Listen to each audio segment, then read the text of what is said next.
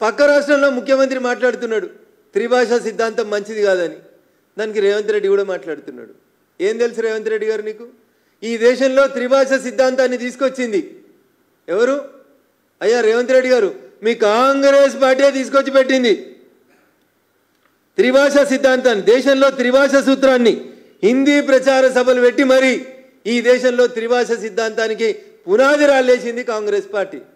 ఇవాళ పక్క రాష్ట్రంలో ఒక ప్రాంతీయ పార్టీ ముఖ్యమంత్రి మాట్లాడితే ఆయనకి ఎట్లాగా అధికారం పోతుంది, 10 ఏళ్ళు అయింది, ఇక కొడుకును ముఖ్యమంత్రి ఎట్లా చేసుకోవాలనేటువంటి ఒక పిచ్చి భ్రమలో పక్క రాష్ట్ర ముఖ్యమంత్రి భాష గురించి మాట్లాడితే ఏ హిందీ ప్రచార సభల్ని నడిపి ఈ దేశంలో త్రిభాషా సిద్ధాంతం రావాలని చెప్పి ఈ దేశంలో కాంగ్రెస్ పార్టీ మాట్లాడిందో ఆ కాంగ్రెస్ పార్టీ సిద్ధాంతానికి పునాదులకు వ్యతిరేకంగా రేవంత్ రెడ్డి గారు మాట్లాడుతున్నారు. నేను అడుగుతున్నా రేవంత్ రెడ్డి గారిని, అయ్యా మరి ఈ రాష్ట్రంలో 100కి 90 మంది ప్రజలకు రాదు ఉర్దూ. ఎందుకు రాస్తున్నారు ఉర్దూ? ఎవరిని అడిగి రాస్తుండ్రు? ఉర్దూను ఎందుకు తెలుగు ప్రజల మీద బలవంతంగా రుద్దుతుండ్రు? పోయి అడుగు తమిళనాడు ముఖ్యమంత్రి స్టాలిన్ని. హిందీ వద్దంటున్నావు కదా, మరి మీ స్కూళ్ళల్లో రెండో భాషగా తెలుగు, కన్నడనో, మలయాళమో పెట్టు అని అడిగే దమ్ముందా ఈ రేవంత్ రెడ్డికి? ఎవరి మెప్పు కోసం తెలంగాణలో ప్రతి బోర్డు ఉర్దూలో రాస్తున్నావో చెప్పు. తెలుగు బోర్డు లేని ఆఫీసులు ఉన్నాయి, కానీ ఉర్దూ బోర్డు లేని ఆఫీస్ ఒక్కటి లేదు. ఎవరికి భయపడుతున్నాడు రేవంత్ రెడ్డి గారు? కాంగ్రెస్ పార్టీ ఎవరికి భయపడుతుంది? ఇతర భాషల్ని ప్రజల మీద రుద్దుతే బాగుండదని చెప్తున్న రేవంత్ రెడ్డి మరి ఉర్దూ రుద్దుతలేరా? మా మీడియా మిత్రులకు ఎవరికన్నా ఉర్దూ వస్తుందా? ఏ తెలుగు పేపర్లో పనిచేసే జర్నలిస్ట్ మిత్రుడు అన్న ఉర్దూ మాట్లాడగలుగుతాడా? ఎందుకు మరి హైదరాబాద్లో బోర్డులు అన్నింటి మీద ఉర్దూ రాస్తుండ్రు? ఇది మాట్లాడే కంటే ముందు ఆలోచించుకోవాలి.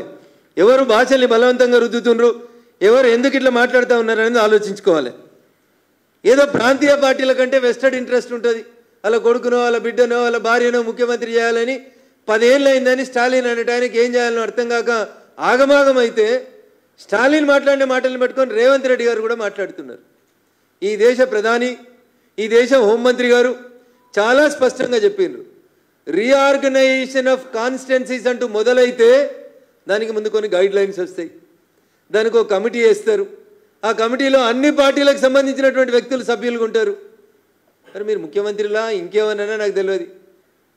అధికారం కోసం తమిళనాడులో 26లో ఎలక్షన్లు వస్తున్నాయని చెప్పి ఆయన మాట్లాడితే నువ్వు దానికి వంతపాఠమైందనేది ఒకసారి ఆలోచించుకోవాలి. ఇంకా దుర్మార్గం రేవంత్ రెడ్డి గారిది ఎంత దిగజారిపోయారు వీళ్ళంటే, అసెంబ్లీలో అడుగుతాడు ముఖ్యమంత్రి, అగర్ ఓవైసీ సాబ్ పర్మిషన్ దియేతో మై తెలుగు మే బాత్ కర్తే అంటాడు. సిగ్గుండాలే రేవంత్ రెడ్డి నీ భాషలో చెప్పాలంటే.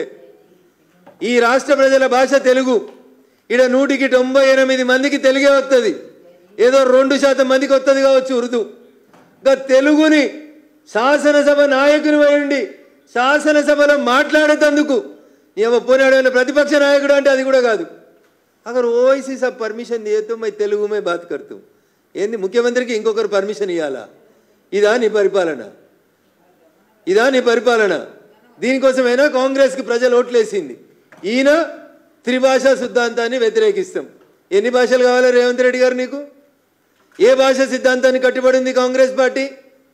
మీ కాంగ్రెస్ పార్టీ ఢిల్లీలో పార్లమెంట్లో ఏం భాష మాట్లాడుతుంది? హిందీ వద్దని చెప్తారా? చెప్పమని చెప్పు. ఢిల్లీలో పార్లమెంట్లో రాహుల్ గాంధీ గారిని లేచి హిందీ इस देश में नहीं चलेगा చెప్పమని రాహుల్ గాంధీని. जब लोग बोलेगा इस देश में राहुल नहीं चलेगा.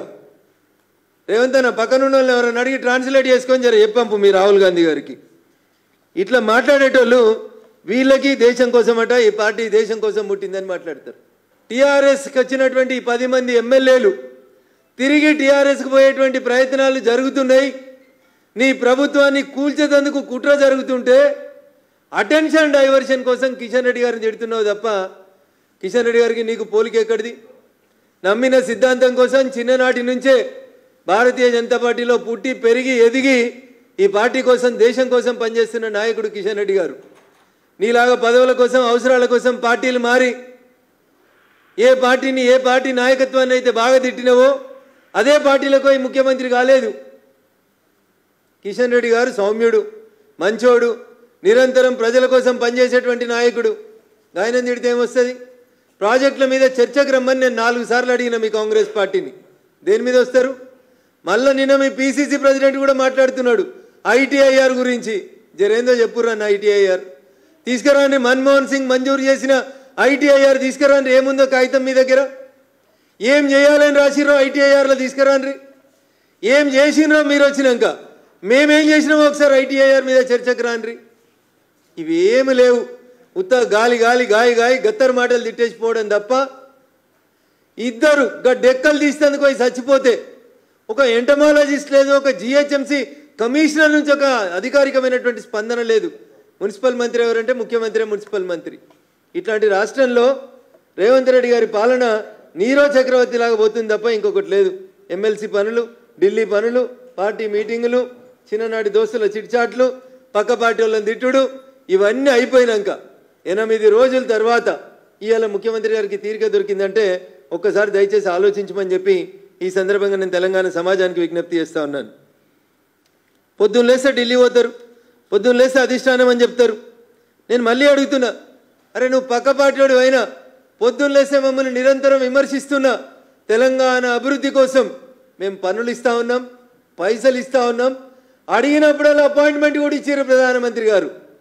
సాటు కాదు, బాజాబ్తా బొమ్మ దిగి మరీ ప్రెస్కి ఇచ్చినాం మేము. మరి రాహుల్ గాంధీతో దిగిన బొమ్మ ఏదన్నా? రాహుల్ గాంధీ ఎందుకు కలుస్తలేడన్నా నిన్ను? ఒకసారి ఒక మంత్రిని పంపిస్తారు, నీ ఎంబడి నీ నాయకత్వం ప్రధానమంత్రి దగ్గరికి పోతుంటే ఇంకొకసారి ఇంకో మంత్రిని పంపిస్తారు. నీ మీద విశ్వాసం లేనిది ఎవరికి? ప్రజలకు కాదు. నీ మీద విశ్వాసం లేనిది మీ పార్టీ నాయకులకే నీ మీద విశ్వాసం లేదు రేవంత్ రెడ్డి గారు. అది తెలుసుకో. కాంగ్రెస్ పార్టీ ఈ 14 నెలల్లో చేసినటువంటి పాలనను చూసి ప్రజలు చాలా బాధపడుతూ ఉన్నారు. పేన మీకెళ్ళి పోయిలవటమని బాధపడుతూ ఉన్నారు.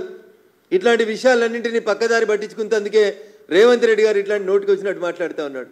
ఏదైనా ఒక్క విషయం మీద ఈ రాష్ట్ర ప్రభుత్వానికి కానీ ఈ రాష్ట్ర ప్రభుత్వాన్ని నడుపుతున్న పెద్దలకు కానీ అవగాహన ఉందని నేను ఈ సందర్భంగా సూటిగా అడుగుతున్నా. అన్న మాట్లాడాలంటే కాంగ్రెస్ గురించి చాలా దిగజారినట్టు అనిపిస్తుంది నాకే. పాపం శివరాత్రి నాడు పూజ చేసిండంట ఇలా పక్క రాష్ట్ర ముఖ్యమంత్రి, కర్ణాటక ఉప ముఖ్యమంత్రి. శివరాత్రి రోజు స్నానం చేసి అడిగి ఇషా ఫౌండేషన్ కార్యక్రమానికి పోయి జగ్గి వాసుదేవన్ గారిని కలిసిరు.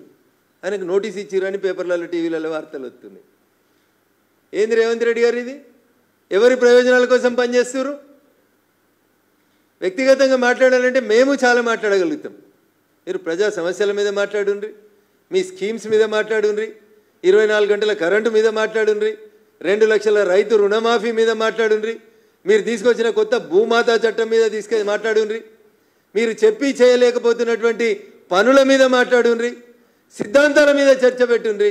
లేదా జూన్ 2, 2014 తెలంగాణ రాష్ట్రం ఏర్పాటు అయిన నుంచి ఇయ్యాలటి దాకా తెలంగాణకు కేంద్ర ప్రభుత్వం నరేంద్ర మోడీ గారు ఇచ్చిన పైసల గురించి లెక్క పెడదామని చెప్తే మేము రెడీగా ఉన్నాం చర్చకని చెప్తున్నా. మీరు 100 మంది రాన్రి, మేము ఒక్కలమే వస్తాం. ఓపికగా మీరు అడిగిన ప్రతి ప్రశ్నకు సమాధానం చెప్పిపోతాం. ప్లేస్ టైం వేదికను మీరు నిర్ణయించారు. అంతేగాని ఆడలేక మధ్యలో ఓడిందని మీకు చేతగాక ప్రజలని కన్విన్స్ చేసుకోలేక పక్క పార్టీలకు వెళ్ళొచ్చి నీ పార్టీలకు చేరిన ఎమ్మెల్యేలను కాపాడుకోలేక ఒక మంత్రి అంటాడు రంగారెడ్డి, ఒక ఎమ్మెల్యే అంటాడు రంగారెడ్డి జిల్లా ఎమ్మెల్యే, మా జిల్లాకు మంత్రి పదవి ఇవ్వకపోతే నేను రేపు రాజీనామా చేసి పారేస్తా అంటాడు. ఇగో ఇది నీ అడ్మినిస్ట్రేషన్. నువ్వు చేసిన కులగణన నీ ఎమ్మెల్సీ ఒక ఆయన అంటు పెడతాడు పట్టపగలు. బీసీల కోసమే పుట్టింది కాంగ్రెస్ పార్టీ అని చెప్తే బీసీల కోసం మాట్లాడిన ఎమ్మెల్సీని సస్పెండ్ చేస్తుంది నీ పార్టీ. ఏది మీ సిద్ధాంతం? ఎటువైపోతుంది మీ పార్టీ? ఒకసారి ఆలోచించుకోండి.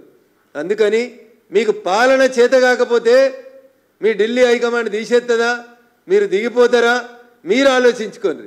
కానీ మీ చేతగానితనానికి మా పార్టీని, భారతీయ జనతా పార్టీని, నరేంద్ర మోడీ గారి నాయకత్వాన్ని, వారి క్యాబినెట్లో సీనియర్ మంత్రిగా ఉన్నటువంటి కిషన్ రెడ్డి గారి మీద వ్యక్తిగత దూషణకు దిగుతారు రేవంత్ రెడ్డి గారు.